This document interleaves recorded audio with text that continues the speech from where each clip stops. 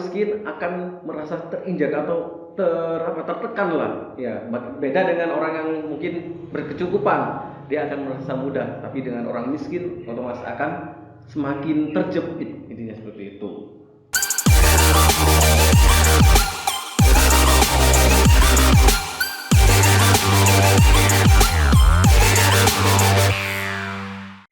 Oke, selamat datang bersama kami. Di sini kami akan membahas tentang basa-basi seputar opini. Nah, jadi nanti di sini kami akan membahas tentang opini-opini yang ada di masyarakat, terutama opini-opini kita sebagai mahasiswa. Ya, di sini ada saya sendiri, kemudian ada teman-teman saya juga, yaitu ada Christopher Sanilaru sama Muhammad Abdul Munib. Nah, jadi nanti kita di sini akan membahas tentang seputar opini. Oke, kita udah tahu sekarang ini kita sudah menghadapi tentang COVID-19. Nah, dari COVID-19 ini kan ada opini-opini dari masyarakat, kemudian dari Anda sekalian sebagai mahasiswa. Nah, yang saya tanyakan di sini, kira-kira kalau menurut Anda opini-opini apa atau masalah apa yang dirasakan oleh masyarakat, terutama di masalah tentang pendidikan, ekonomi, atau nanti kepercayaan antar kepada pemerintah dan peraturan yang terbaru adalah new normal.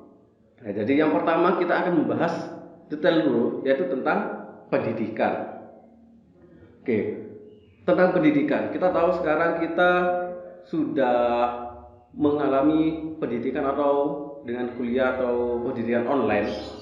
Nah, menurut Anda, opini Anda itu bagaimana dengan pendidikan yang ada sekarang ini?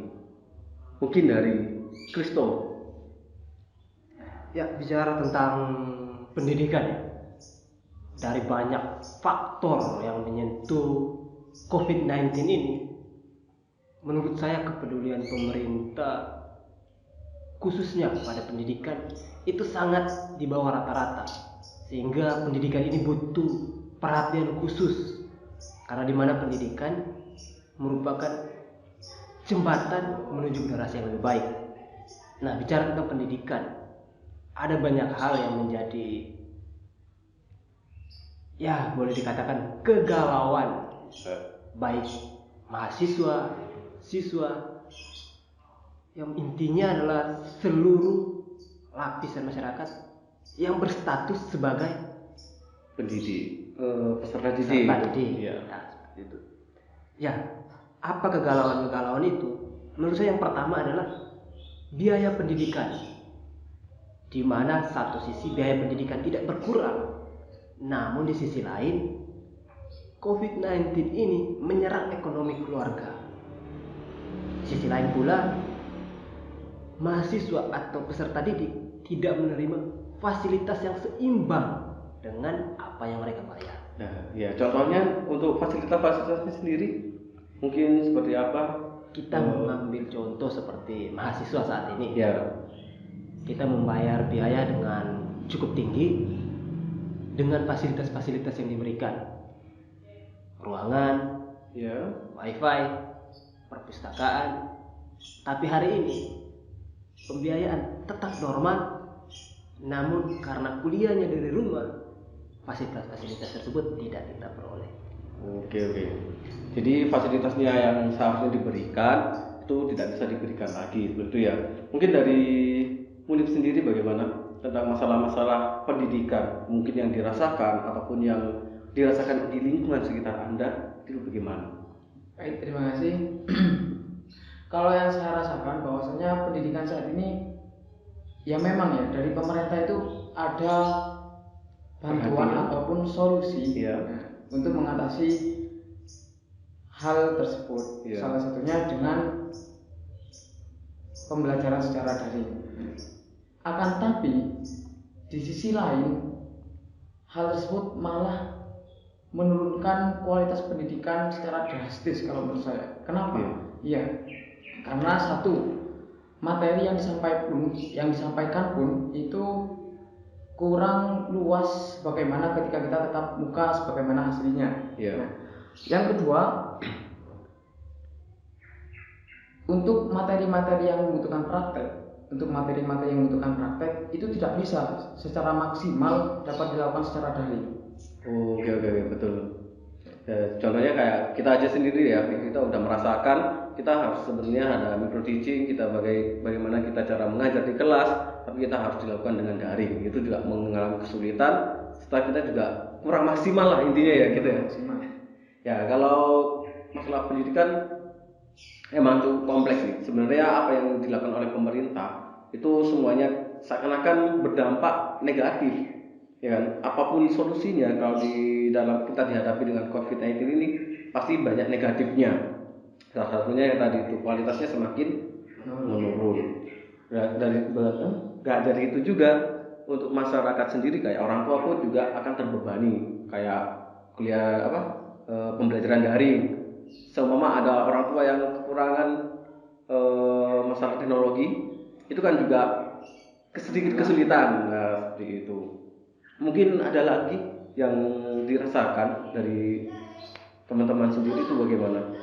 Ya, kalau menurut saya kata yang tepat untuk mengatakan pendidikan di tengah COVID-19 ini ya jatuh tertimpa tangga, kakinya patah pula. Kenapa? Gimana? Dananya tidak berkurang, pendidikannya tidak seimbang, kemudian pendidikannya dilakukan secara daring, di mana daring menggunakan paket lagi. Iya, berarti mengeluarkan biaya lagi. Oke. Jadi orang miskin akan semakin menderita, bercekik berkali-kali. Nah ini yang menarik nih.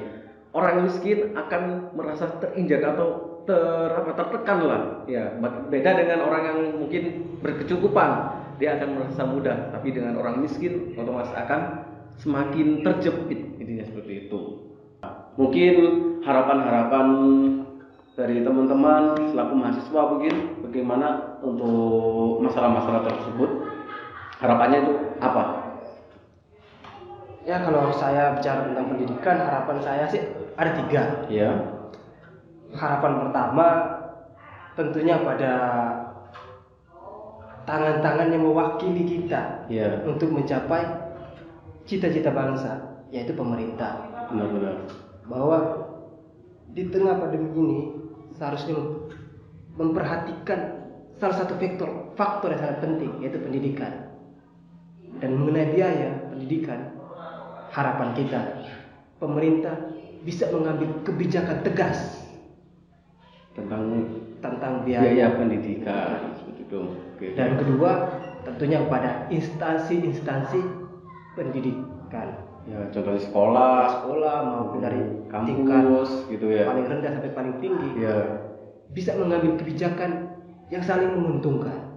Oke. Dalam arti menguntungkan pihak kampus juga menguntungkan mahasiswa. Intinya nggak ada yang dirugikan lah dengan adanya ini, kan kita sudah sama-sama memiliki dampak negatif, masa kita juga harus terpuruk lagi di dalam situ. Oke. Kemudian dan yang ketiga harapan saya jika pemerintah tidak bersuara, instansi-instansi pendidikan tidak berubah, mungkin harapan terakhir ya ada ke mahasiswa yang selama ini hanya vakum duduk dengan kenyamanannya, mungkin saat itulah harus turun ke jalan untuk menuntut apa yang menjadi hak kita. Benar. Karena tidak bisa dipungkiri kalau suara mahasiswa masih didengarkan oleh pemerintah. Tinggal bagaimana cara kita menyuarakan apa yang kita inginkan atau masyarakat inginkan dengan keadaan yang seperti ini, seperti itu ya. Mungkin dari Munif sendiri? Ya, kalau dari saya bahwasanya harapan saya terutama ya karena adanya ketidakpercayaan terhadap pemerintah, maksudnya bukan ketidakpercayaan secara total ya, tapi merendah kepercayaan. Nah itu ya harapan saya mungkin dari pemerintah untuk lebih arif lagi dalam menjalankan apa yang menjadi peraturan yang telah dia buat. Oh ya, benar.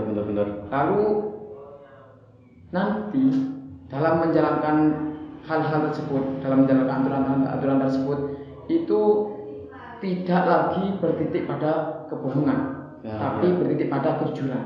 Benar. Karena ketidakjujuran pemerintah itu akan menyebabkan kehancuran bagi negaranya maupun bagi publiknya. Iya. Karena kembali lagi ya, ini jadi bagaimana pemerintah juga harus mengumpulkan fakta-faktanya, ya gitu. Jangan sampai ada kebohongan-kebohongan yang disampaikan kepada publik atau pada masyarakat, karena itu juga akan melunturkan kepercayaan masyarakat kepada pemerintah, seperti itu. Dan satu lagi, Ya. bahwasanya pemerintah itu harus transparan dalam hal apapun. Artinya harus terbuka terhadap masyarakat. Tidak hanya masyarakat tertentu yang dia tampung pendapatnya, Iya. tapi harus masyarakat mana saja itu harus ditampung dan disaring mana yang baiknya untuk kemaslahatan semuanya. Oke. Sehingga tidak ada diskriminasi di antara masyarakat publik manapun. Oke, jadi intinya untuk transparansinya, oke, dari pemerintah. Mungkin itu saja. Sudah ya, oke. Mungkin itu saja untuk masalah COVID-19 ini. Sebenarnya masih banyak lagi masalah-masalah lainnya mungkin tentang sosial yang kita bahas. Tapi ya, kalau kalian suka dengan video ini, silakan like. Kami akan membuat video lagi tentang apa yang ada di Indonesia atau tentang basa-basi seputar opini. Oke, jadi kita dulu ini. Sekian dari kami. Terima kasih.